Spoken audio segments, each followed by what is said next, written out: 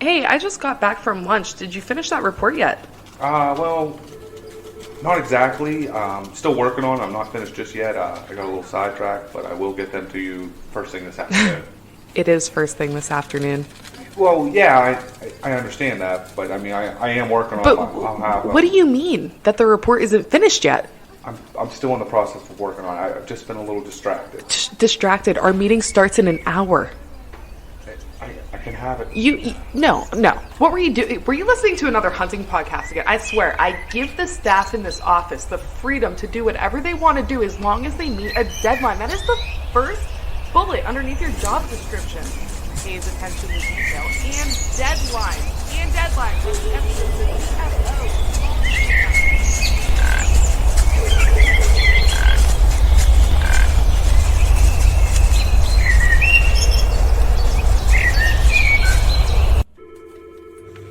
Dude, are you even listening to me right now? Welcome to episode 75 of the Whitetail Distraction Podcast. My name's Austin, and we have another episode for you guys this week. Well, guys, this week we have Dano from Eastern Woods Outdoors and doublesteps.com.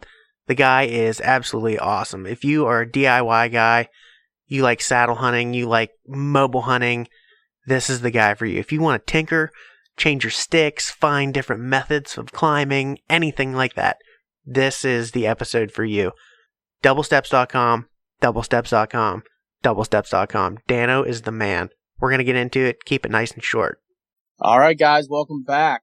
We have the man behind Eastern Woods Outdoors, Dano himself, the creator of all creators, the man, the myth, the legend, the guy that came up with a product that I will use probably for the rest of my life. And we're going to get into that. But we got Dano on. What's going on, man? How are you tonight? Hey, we're doing great, thanks. Absolutely. We're We are excited to have you very, on, man. very excited to get you on tonight. I know both Austin and I both use your products and we love them. Awesome. That's great to hear. Yeah, I remember I heard about you the first time Walter Lee from Chasing Tails podcast. Mm-hmm. He was talking about getting some stuff to mod some sticks, and he was talking about this doublesteps.com. I was like, what is that? And I started going on, and immediately I was like, oh yeah, this is something special right here. I like this. Yeah, he did a good video putting the sticks together, I think, almost a year ago. Oh yeah. Building that. Mm-hmm. Yeah. The double steps thing, it threw me off for a little bit. I'm like, what is this doublesteps.com? I mean, I've heard of Eastern Woods Outdoors, and then sure enough, as soon as you go on, there you are. You're right there. I'm like, okay, it all started to come together now. I get it. This is the guy that whenever you want to do a DIY or put anything together, you're the place to go. Yeah, and it's a little confusing, isn't it? Eastern Woods Outdoors and the whole doublesteps.com website, but that's how we started and kind of got stuck with that domain and couldn't change it after we got going. Everyone knew how to find us. Yeah. Well, that makes sense, honestly. You know, you don't want to stray away and lose any of your customers or. No, I'm right. cool with it. I'm cool with it. Mm-hmm. Well, Dana, right off the bat, why don't you tell us who you are, where you're from, what you do for a living? Anybody who hasn't heard about you, let them know what you got going on. Yeah, so from southeastern Michigan, so in between Flint and Detroit, but not too close to either one of them. And really just been a hunter. You know, we hunted small game back in Iowa when I was growing up in Iowa. And when we moved to Michigan in the mid-'80s, probably, that's when I got into deer hunting. So I've been hunting and climbing trees ever since. And I look back at what I did and wonder how I made it this far. We did not use, tethers and lineman ropes, and we didn't do any of that. So it's amazing we made it this far, but yeah, we're here. We kind of got going on, double steps here a few years ago, and kind of was just doing a bulk purchase for a bunch of guys on saddlehunter.com, and that's kind of where we kind of got started. That's beautiful. Yeah, I didn't know that about you. So let's jump right in then. We mentioned it already. Eastern Woods Outdoors. That's your company that you have kind of like an online distribution site, maybe you want to call it, or a supplier of products. So why don't you jump into kind of the history? You mentioned just where you became or where it became from, but jump into the history in the early years and where you are today. Yeah, it's come a long ways. Like I said, we did that. We did a group buy for double steps. Guys were asking for, somebody to make double steps for lone wolf sticks. And, we started with one product. It wasn't a company. It wasn't a business plan. It was, I've got a buddy. He's a machinist and he can make these things easy. So we kind of did a couple group buys and back in 2018 and it just got to be, we did a couple of them and I'm packing them and sending them out and, I'm not making a single dime on it. I'm just doing it for my buddy and helping guys out. And I said, I got to make this easier. So that's where doublesteps.com came from.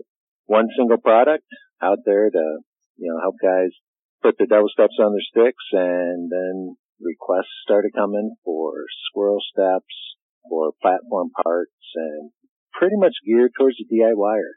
So a lot of our stuff in the beginning, and still is, really for the DIY guy. So, pretty quickly we were like, we got to change the name to Eastern Woods Outdoors, something different. There's a little history behind the name, but it was a kind of quick spur of the moment name. But my last name in Dutch is from the Eastern Woods, Oosterhout, and so kind of Eastern Woods Outdoors kind of went that way with it. I like that. That's a cool twist, man. Yeah, that's really nice.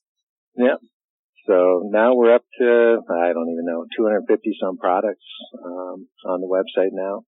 And it seems like it's always growing. I mean, I feel like every time I go on there, you got new arrivals and just what's coming up next. And I'm like, oh, man, it's always something. Yep. Well, like I said, we get a lot of requests from guys. Let's start with the double steps, squirrel steps, and, we get requests for things. And, like if I can source it, we'll put it on the website. My machinist can make it. Or if we can source it from somewhere else, we'll put it out there. Awesome. And your main focus is typically the mobile hunter, would you say? That's fair? Yes. Yeah, definitely the mobile hunter. And really, the niche, the root is saddle hunting. Yeah. Saddle hunting customers. But it's not exclusive. There's so many things, climbing stick, that's not exclusive to saddle hunters. And then, all the accessories. So we have pretty much everything for the saddle hunter except the saddle, but we're not exclusive to saddle hunting. Is that something maybe you might do in the future? Throw some saddles on there? I've been asked multiple times, and we've thought long and hard about it, and I kind of like where we are right now. Yeah. We're saddle independent, and once we hook up and start selling saddles, then you have the whole Ford Chevy thing. Oh, yeah, definitely. And the brand loyalty, Mm-hmm. and we're kind of independent right now, at least on that front. So I kind of like that, and probably will stay at that point right now. Yeah. There's a lot of good saddle choices out there. My buddy Jamie Klein is doing his saddles now, and there's a lot of good saddles. Yeah, no, I totally agree. And there's so many options now as far as like when I first got into saddle hunting, it was really like you had arrow hunter and you had tethered. And if you could find an old trophy line, that was what kind of happened. Right. But, there really are. I mean, I don't want to throw brands, but you got TX5 and the H2 saddles and just, so many different options anymore. Even trophy lines come out with new ones and tethers come out with new ones. It kind of blows my mind at how many there are. Wild Edge. Right. Yeah, Wild Edge has one. Yeah. Yeah. Seems like everyone's coming out with them now, and what sparked that too, and even with you, Austin, it sparked kind of the guys out there to DIY their own. Yeah. Yeah, absolutely. That's kind of what I did. I didn't really think that I was going to really particularly enjoy saddle hunting as much as I did, so I ended up going out and I bought all the materials and I built my own saddle right off the bat. I still think it might be the most comfortable saddle that I've sat in, but I've been using my own DIY one, so it's awesome, man. I love it, and that's the thing with me. I love tinkering. That's why I love your website so much. Just putting my own stuff together. I know that I built it. It's my way. If something happens, it's my fault. It is what it is. But right.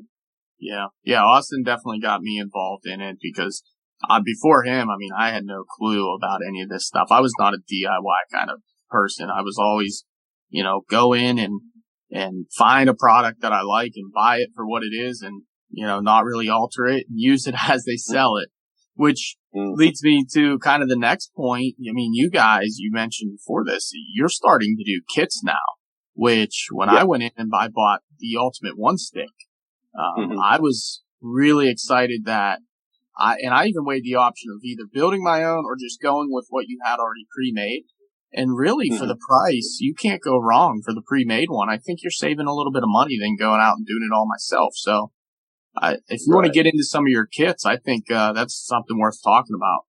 Yeah, we kind of started with, the Ultimate One Stick is the one kit, our biggest kit that we sell a ton of. And then we added the rappelling kit. So we had a few other rappelling kits out there, and I just kind of took the most common, configuration and just threw that into another rappelling kit. So all you got to do is add the Ultimate One Stick and then add the rappelling kit, and it has everything you need except your saddle and your lineman's rope, which most guys already have. Right. But we got some new products coming that I've been kind of waiting on before I do my own tether kit and lineman kit. We got some 6mm sewn eye-to-eyes coming. Ooh. So once those are available, then that's really what I've been waiting on to make a tether and a lineman kit. Yeah, I can dig that. Awesome. I think it's kind of worth mentioning, too, you do have your own climbing sticks as well. We do, yep. We sell them individually, kind of our top of the line as a package. Yeah. Whereas before it was always, buy the tube or buy the tube locally, buy your double steps and standoffs, the Luma button. And yeah, people just wanted an easier way to order that. So we took our top of the line and just put that into a kit or package. That's awesome, man. Yeah. So when you go to his website, if you guys listening don't understand kind of what we're talking about here, if you could think of, any mobile stick out there right now, whether it's Lone Wolf or, any other the brands, this is basically what you can go on and you can customize on doublesteps.com the stick to exactly how you like it. The length, if you want a double step, single step, if you want a platform top. I mean, you go all out with your products and you can literally take it down to the very utmost detail, which I really like about the website as well. Yeah, I hate shoehorning people into a, one size fits all. And, when we first started a few years ago, the rage was cutting sticks down to 24 inches. Yeah. So, a few other manufacturers had some 20 inch, a couple others had maybe a 17 inch. So, we offer 12, 15, 18, 20, 22, 24. And then we do custom sticks all the time at, anywhere in between. So we got a set of sticks going to get dipped here. They're going to be 30-inch sticks with, 3 double steps. So we kind of customize, do it all. I can dig that. I want to talk about all the different options for sticks. If you can get into kind of, I don't know, maybe some of, what you offer, like the standoff pieces, what everybody's options are. I know we're talking a lot of pieces here, but maybe give an idea of what some of the more common bought custom built sticks look like. Yeah. So we kind of mentioned the package deal, and then we call that our, the feather stick option, the ultralight feather stick. And that's our anodized, which is a black anodized coating, which makes a great base coat for painting, or you can leave it as is. And then that's all of our ultra lightweight components.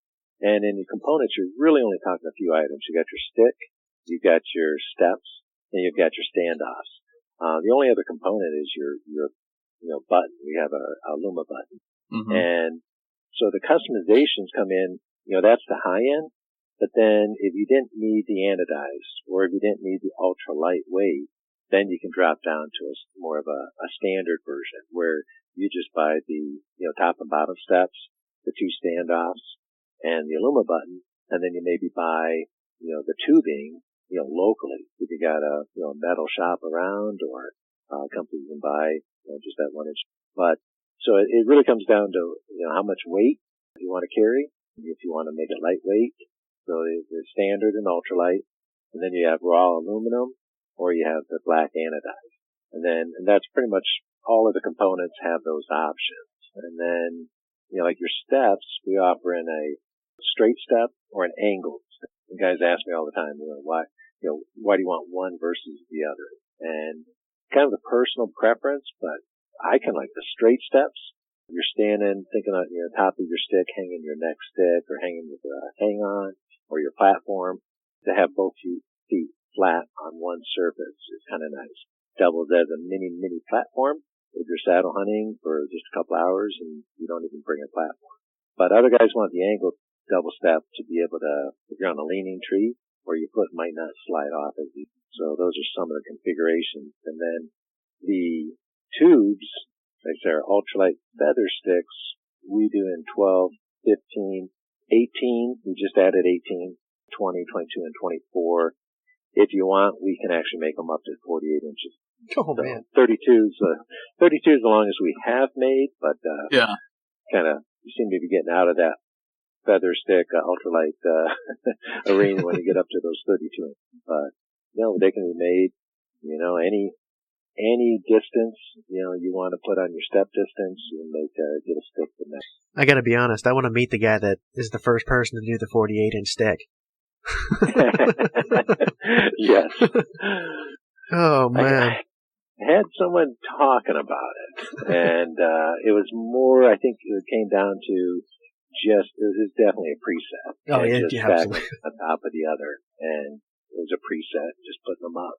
So I think I talked them out of the feather stick, though, just because, the price you're paying, if it's a preset, just get 1 inch tuning. Call it good. Yeah. Yep. Oh, man, I'm right there with you. You have a couple different options for your standoffs, too, right? Yeah, well, the standard and the ultralight, but basically it's the same style. The only other standoffs we have would be like for a platform standoff. Yeah. So those are real, the stubby ones. Keep your platform close to the tree. But we do have the rotating standoff option, I guess. We don't sell a ton of those. I'm not a real big fan of moving parts, so I haven't really pushed that. But we do have the rotating, so it doesn't have the ears on it, so they can rotate around to make them flat for packing. Or if you want them rotating to be able to grip the tree on an angle a bit better. I did test some new standoffs today that were made for hawk helium. We had a lot of people request, better standoffs for the hawk helium. So we'll be adding that to the site shortly. Excellent. Awesome. Yeah. Well, you can't find, a Facebook page or an Instagram post anymore that someone in there doesn't say, hey man, Dano made me this great custom stick. I asked for this, and that. I was a real pain in the ass and he still did everything I asked. I mean, I see those testimonials everywhere. Yeah. And I love that. It's just, it's the customer satisfaction. I mean, obviously we got to make a little money to stay in business, keep the doors open, but I just get a kick out of, guys being happy with it. Yeah. Yeah. So I'm going to have to get a hold of you eventually here because I'm going to need a repelling kit. So that's the next on my list to come. But So what new items are coming to the already 250 plus that you have available? What new ones are coming out? We've got some variations of some products coming. So watch for some new products from Kong that might be maybe a different color, maybe have our logo on it, carabiners and ducks, and then also from Mad Rock, we're working with them directly. And then rope, which has been really, really hard to source and keep in stock. So we've got some new rope options coming. I'm not sure how soon, but you've maybe seen the Canyon Elite from Maxim or Trooperberger, 9mm, a little bit, kind of a combination of Opflux and Canyon C4 from Sterling. Okay. No way. So, yes, it's not as stiff as the Sterling Canyon, but it's 9mm, so it's in spec with the Mad Rock safeguard. Sweet. So we don't like selling the Opflux or Rescue Tech, which are 8mm with the safeguard.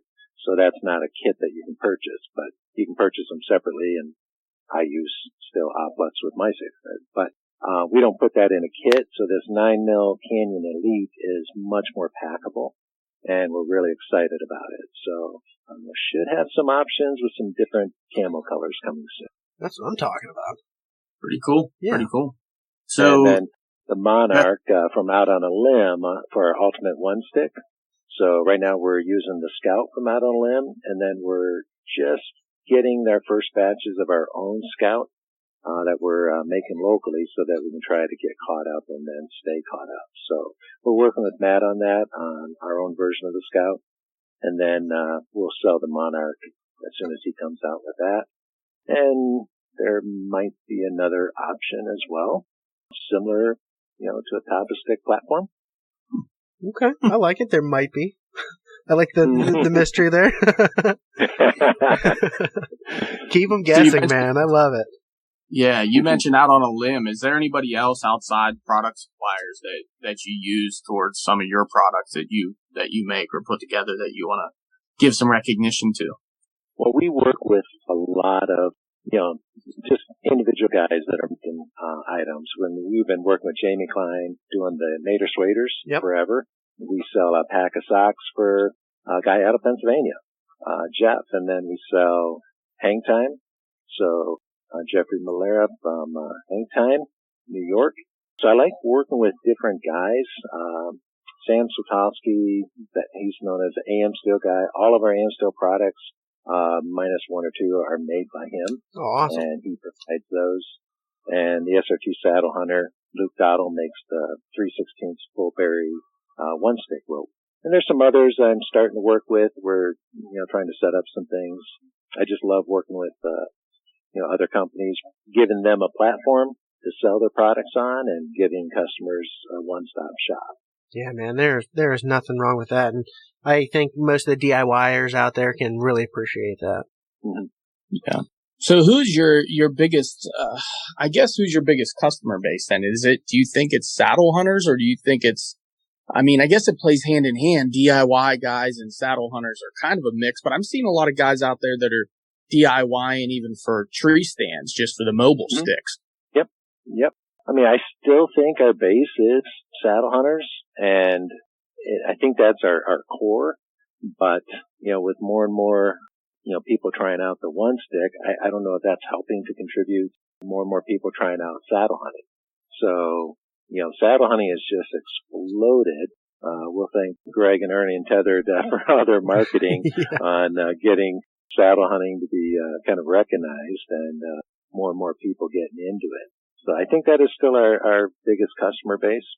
Okay. Yeah, I would definitely think Greg myself. I know I first learned about it through a podcast that he was on that I was listening to, and then I remember back pitching the idea to you, Austin. Oh yeah. And I think you called me crazy or something along those lines. It was so foreign to me, and I was so used to a run and gun set with sticks and a stand, and that's what I was comfortable with. And like thinking about hanging from a rope from a tree and swinging around, I was like, I don't know if that sounds safe to me. And then I tried it, and then it was just like handing my wallet over. But that's the misconception with saddle hunting, is that it's not safe. Yeah. And then, you go to the one stick, I was talking to an older gentleman today, and we have customers that are, 76 years old buying the one stick and rappelling kit.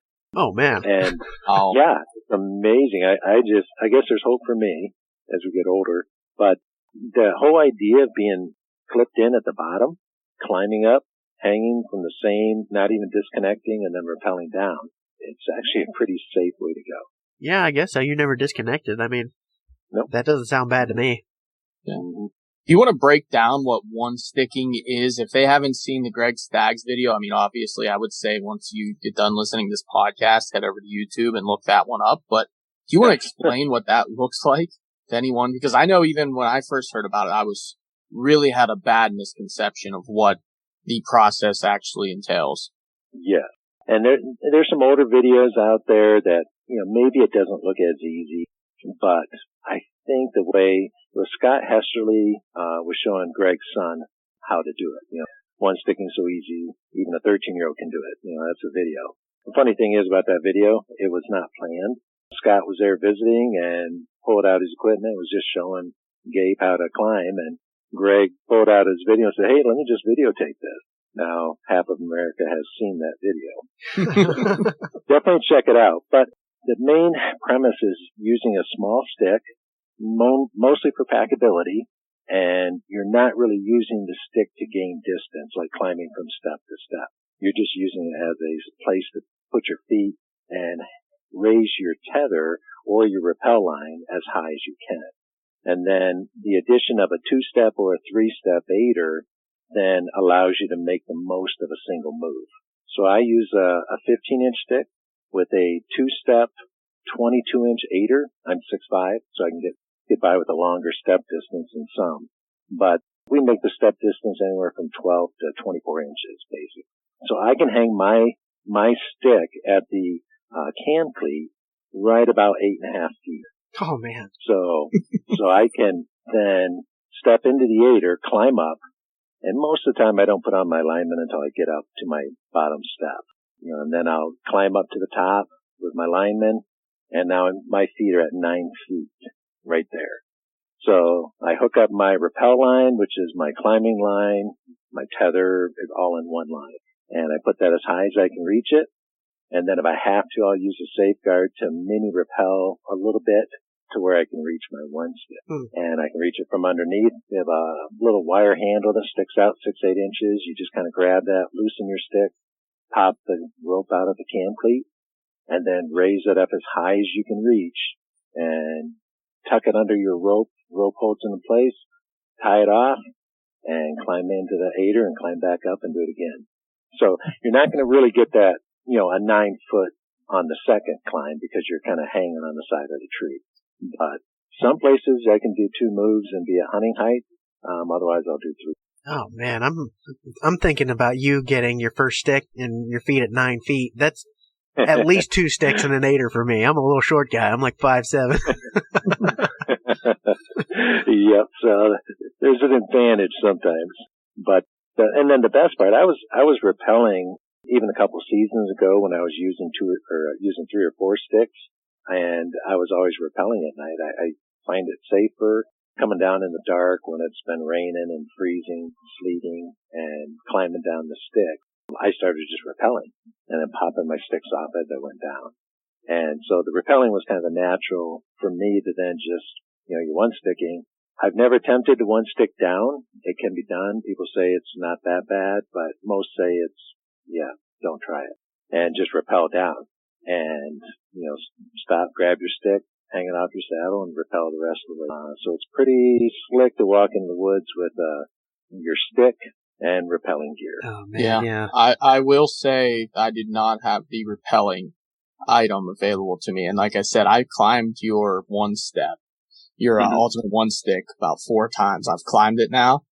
The first time one sticking down was interesting. I had to come up with a groove because the first time, I'm trying to think, the first time I tried to come down, I think my actual tether was in a way and it kind of got stuck on the steps, and then I had to fix that. And then the second time it was hard getting it reset. But I'll tell you, even after I found a groove, it took me a little bit, but the best part about it was I was always safe coming down because again, I was always attached to the tree, so just using a tether and a simple ropeman one, I was able to adjust my line pretty quickly and get down to down maybe to my first aider step and then come across, pull it off, put it down and then reattach it. And those cam cleats are really neat, man. That is, whoever came up with that idea, that is a great addition to it.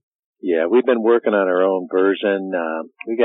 That might be a change coming out, but something that's not quite a cam cleat, but works about the same. Okay. Yeah, I saw, I've seen a couple other options out there, but I kind of like the one that's on your ultimate one stick so far. It's easy. Yeah. Yeah, it's extremely easy. And I know they say there's a little bit of noise if you just rip the rope out of it, but I get down low enough that I can just kind of pinch it out with my fingers and I can reduce that noise down to nothing. It's really not that difficult. And that's not even without, I know there's a couple guys out there, they have some mods to adjust it so it's not as loud. But Right. again, I don't like doing that kind of stuff. That's just not me. So I like to leave that in your hands. You produce the product, and I use it as it's supposed to be used. Yeah. I can dig it. All right, well, let's get into, I don't know if you had any more questions on that, Charles, but I was planning on maybe getting into a little bit of hunting. What do you think about that? I do want to touch on one other option, if that's all right. Yeah, go for it. I just want to get his opinion, Dano, on like the repelling method. I know you mentioned you use the Mad Rock, but I've also seen on your site that you have the Beal Birdie. You have some other options. I can't remember if I saw like the Figure 8 on there or some other belay devices. Can you get into kind of what all you offer and how they go together, and what people can use as other options for repelling? Right.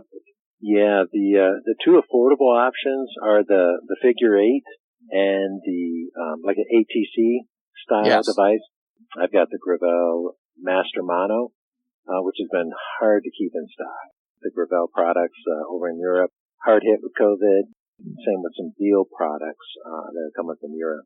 But the Figure 8 and the ATC style belay device are very affordable. So you don't have to spend the $90 on the Mad Rock Safeguard. But for one sticking, the Mad Rock Safeguard does triple duty. So that's where I think it does make it a little bit easier because you can use it as you're ascending.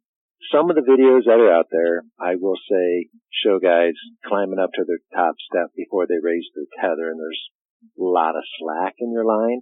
And that's one caution I would say is you have to be very careful on our slack management when you're one sticking.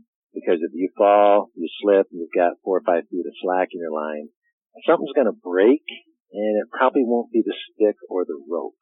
So it's going to be you.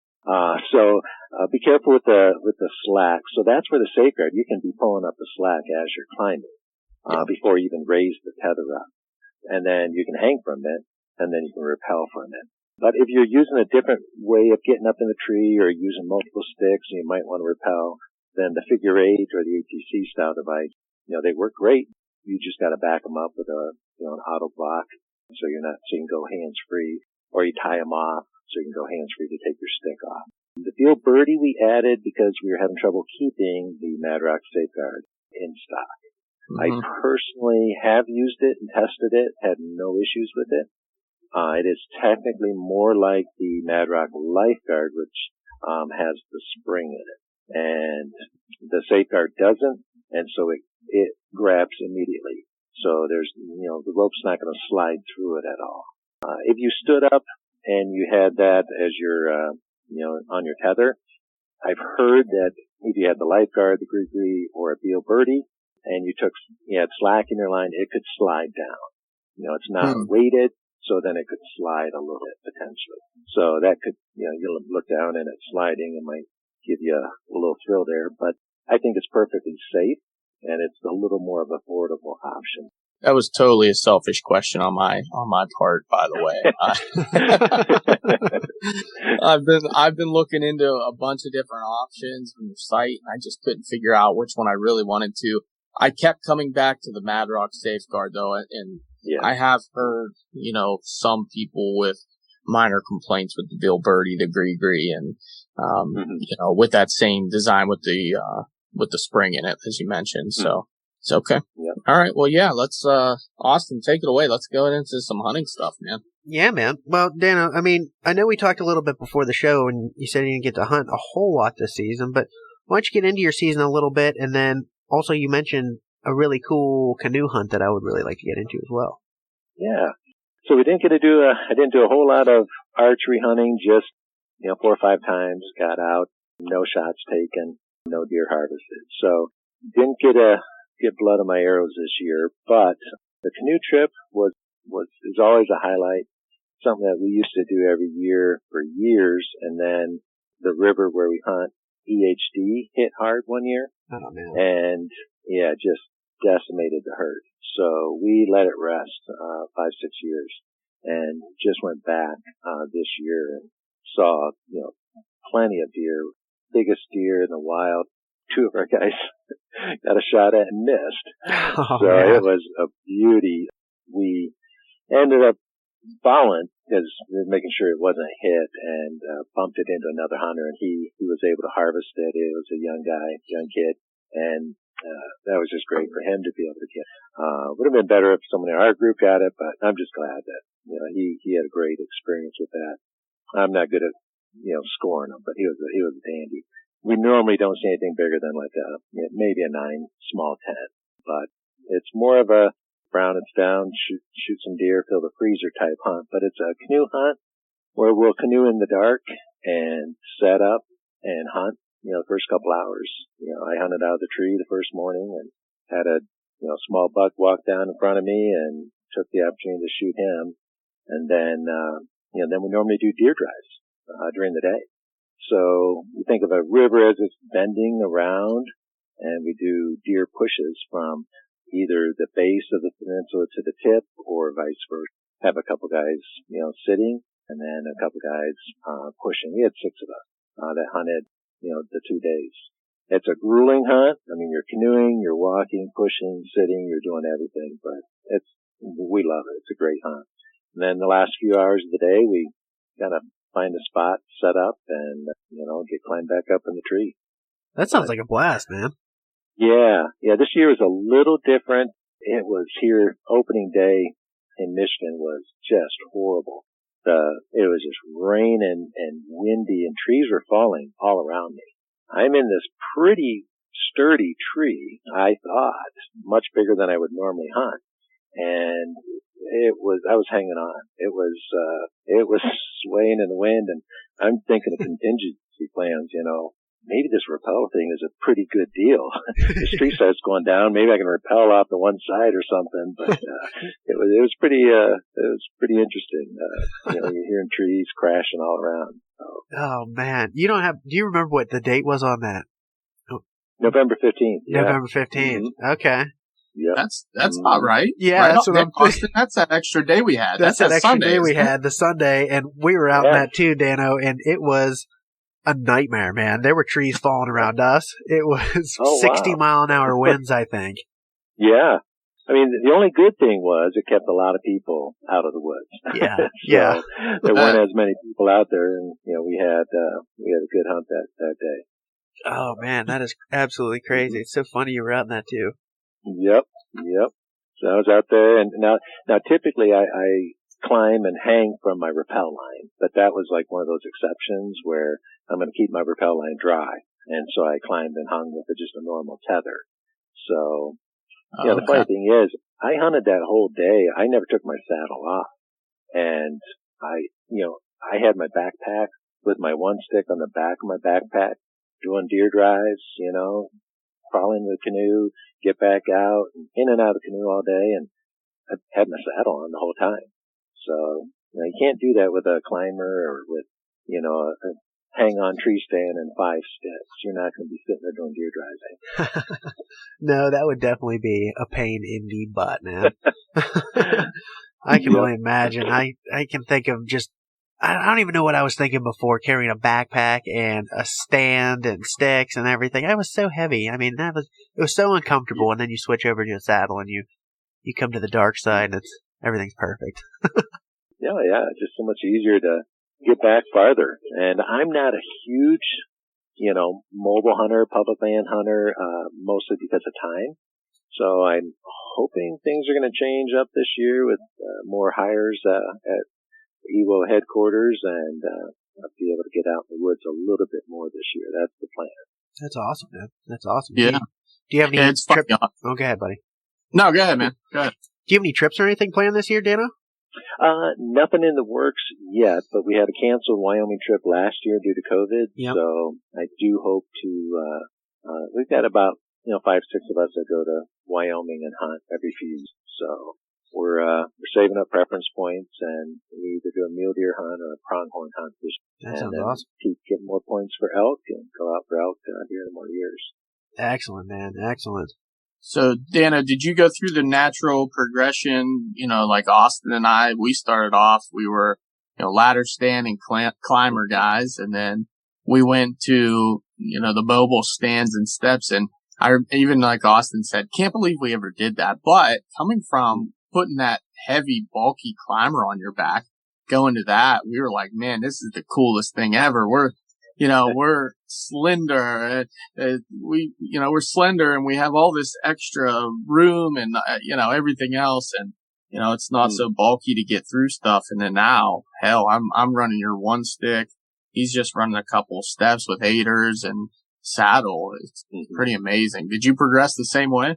I was more opportunistic, like on that canoe hunt, and taking advantage of other ladder stands or old 2x4 tree stands that I had no business climbing.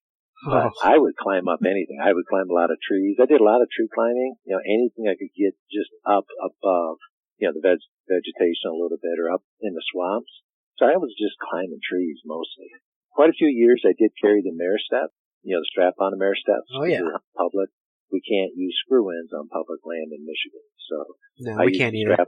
strap on the mare steps to just get, a few feet higher. But even that, I thought that was too bulky to carry around. So I went lightweight most of the time. And then on private land, we set up ladder stands, and which worked well with my daughter when she was younger, my son hunting with them, ladder stand. I mean, that's just side by side. But then we got the saddles. I got her in a saddle. I think she was 14, 15 maybe. And a multi-trunk tree is what you're looking for with kids. So she's on one trunk facing one way. I'm on another trunk facing the opposite way, and you're side by side. And that's the way to go. So I never used the climbers, used stick and hang-ons, and then private land did a lot with ladder stand. Cool. But I won't touch them now. I won't hunt out of a ladder stand. I won't hunt out of a hang-on. If there's a preset ladder, I'll maybe climb up it and then climb above it and sit in my saddle. I love it, man. I love that. Yeah, we're kind of the same way. I know I hunted out of a couple fixed stands this year, and I did the same thing. I basically climbed up and used them as a platform and just hung on my saddle rather than sitting in them. And I do feel it's more comfortable, and you definitely stay warmer as well. I don't know. Definitely more comfortable when you're 6'5", and most of those hang-ons and ladder stands are built for guys that are 5'7". Yeah, oh yeah. Yeah. I feel totally exposed in a ladder stand or a hang-on. I just feel exposed after saddle hunting. It's like there's nothing to block, the deer from seeing me. So I really like saddle hunting from that aspect too, just hiding behind. Yeah, no, I'm with you on that. I actually sat in my stand this year for one sit, just for good time's sake, and I actually wore my saddle in it, but I sat in my stand. And I was standing up there and I was just thinking, I was like, what if I'm actually hunting in this and I just think that I'm saddle hunting and I just step off the stand? I'm so used to it anymore. It's just, it was almost like a safety factor thing for me at that point. And then I ended up standing like Charles said and just saddle hunting out of my stand. Right. Yep. So you basically built your company on your own needs, on your own hunting style. I think I love that the most about it. Yep. Yeah. That's pretty cool. And you'll see a lot of the products I carry are things, it's tough for me to put anything in stock if I'm not going to, there's a few things I might not use, everything from, the double steps to the coffee mugs, the hat. That's a hat that I'm going to wear. It's not a hat that, I wouldn't wear. So I put things that I use, I'm confident in. We're expanding more into camping too. I saw that. So, yeah, yep. Nutterbuster, I don't know if you guys know Nutterbuster from saddlehunter.com. I don't think I know him. He's got some videos out there too, but he's doing, he runs my online chat during the day. Oh, very cool. 8 to 5, and then, my other employees, they each take turns at night, running our chat feature. But, he's kind of more into camping too, and he's gonna be coming up with some new products, and we sold the rooftop tent, which has been real popular. Camping has been really big since COVID. Guys, you're not going to want to go out and, fly somewhere, or you might not want to go to a hotel, and always go camping and stay socially distant. Yeah. I love camping, so we'll probably be expanding that a little bit more too with the help of Nutterbuster. Yeah, man, I can absolutely dig that. And I was actually on there the other night and I saw that you had you had a Blem rooftop camper for sale. It was really reasonable. Yes. Is that something that you still have in stock? I do. I've got it, and it's one of those that it's too costly to ship. Yeah. It's not pallet. It's not all boxed up. So it's really, somebody that's close, maybe Ohio, Michigan, that would pick that up. So kind of got out there early, hoping that someone would want to get the jump on, camping soon before, it gets warm out and kind of get that secured. But, yeah, man. Well, if there's any of our listeners in Michigan or Ohio, it's a killer deal on a rooftop tent, man. Get over there. Yeah. Hell, even Northwest PA ain't that far from Southeast Michigan. We can make that trip time. That's right. Yeah. No, we're all about the tent camping too. I have a truck tent, a little bit different, but I had some experience with rooftop tent in Iceland. Oh wow. Yeah, it's pretty fun though. Cool. What is this rooftop tent? You're gonna have to inform me. I haven't seen it yet. Dude, Dano, you go ahead and take it over, man. Yeah. Well, I've always thought they'd be a great addition, and I've got a truck, F-250. They're made for cars, SUVs. You can put them on about anything that's got, a roof rack.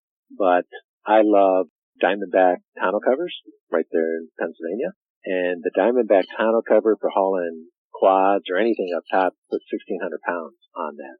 Oh, well, you can also put, load bars up there and mount a rooftop tent right over your bed. And with an 8-foot bed, I can put that rooftop tent. It doesn't stick off the end. It's about 7 foot long. And like I went to a demo day there in Pennsylvania last year. I rolled in about 11 o'clock on Friday night and pulled into a level spot. It was at a hunt club. And in 1 minute, my rooftop tent was popped up. So think of a pop-up camper with no slide outs or anything. It just pops straight up. And, it's once you unlatch it and push it, it just goes up on its own. So it is literally a 1 minute setup. And in 1 minute, I was crawled in and it takes about 2 minutes to put it away because you kind of got to tuck it back in. So it's canvas on the sides and it's got a hard top and a hard bottom. So ultimate pull up, no messing around setting up a tent, sitting in water or any of that, or you're in Yellowstone and bear country, at least you got a little bit of height, get off the ground a little bit away from the critters. Hey, there's nothing wrong with that, man. I like it. It's pretty cool. That's pretty cool. I might have to look into that. My 8-foot bed, that might work out well. I'll tell you what, Charles, I know a guy that has one for sale. You know, you got his number. I'll take it after this. They're in stock, I hear. They are. Oh, man, I love it. I love it. We are getting closer on time, Dano, but one thing that I really like to get out of all of our guests, your favorite hunting story. I'm kind of throwing it on you a little bit, but I'm sure you have one kind of out there in your mind somewhere, whether it be your first deer, your favorite deer hunt, maybe an elk hunt, a turkey hunt, whatever you got, my man. Oh, man. The first hunt, the first deer, that would be a story. We chased that buck all over the county. It wasn't a very good shot, put it that way.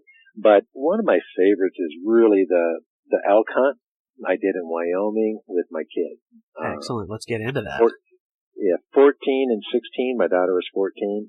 And it was the three of us camping in a cargo trailer. I think one morning we woke up, it was -12. We were hunting at Christmas time in Wyoming. And we stayed warm. We had a great time. And we chased elk in snowshoes up and over mountains for a week before we caught up with them. I've never hunted elk before that trip. So, but it was a cow tag. They both had a cow tag. And I think we were down to the last hour. Snowstorm coming in, one of those, like, it's now or never. We had gotten in front of the herd. They were coming up over the other ridge across from us, 250 plus yards away, and my daughter it was her day, and she had to, it was a really awkward shot, and, she got off a couple shots at one, and we had to climb down the ridge, climb up the ridge, and then as we peaked the ridge, I gave the gun to my son because we weren't sure if we would see a different elk when we got up over there because we had seen, 6 or 7 of them, but we kind of thought there'd be the rest of the herd over there. And sure enough, we get up there and 25 yards away, there's a, cow up. We couldn't tell if it was wounded or not. It was just, here, shoot. So within an hour, they both got a shot at an elk. And we did come away with an elk on that trip and had to haul it off the mountain. That was just a great experience. Never forget the hunts with your kids. They just, are awesome. Yeah, that's an awesome story, man. Absolutely awesome. I haven't yet experienced elk hunting myself. Charles might be maybe heading out this fall. We'll see. Yeah. Mm-hmm. Yeah. I may bring be someone to help carry the elk, or bring a horse or something. That might be me. They're heavy. Yeah. They were troopers. I left the hide on the hindquarters, and they each drug a hindquarter off the mountain. And I took everything else in my backpack, and 100 plus pounds of meat. And they kept wanting to stop and take a break, and didn't understand that I couldn't really take a break. Right. The backpack on, they're just standing there like, yeah, let's take a break. I'm like, no. So I said, I'll meet you back in the truck. So Dana's in beast mode. Stay together. You stay together. You got the gun. Protect your sister. I'll go get the toboggans and come back up and meet you. Sure enough, I go down, come back partway up the mountain, and there's my son with the rifle, dragging his hindquarter. My daughter's nowhere in sight. Oh, man. I'm like, where's your sister? Oh, she's too slow. So she's dragging fresh meat off the mountain. Okay. So, but we were all safe, so it was fine. That's what counts, man.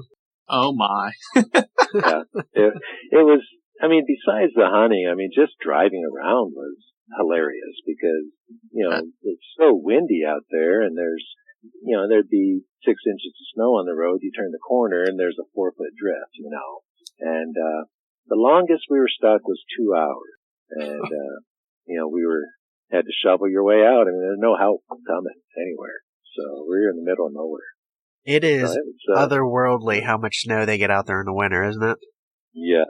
And how desolate it is, how far apart everything is.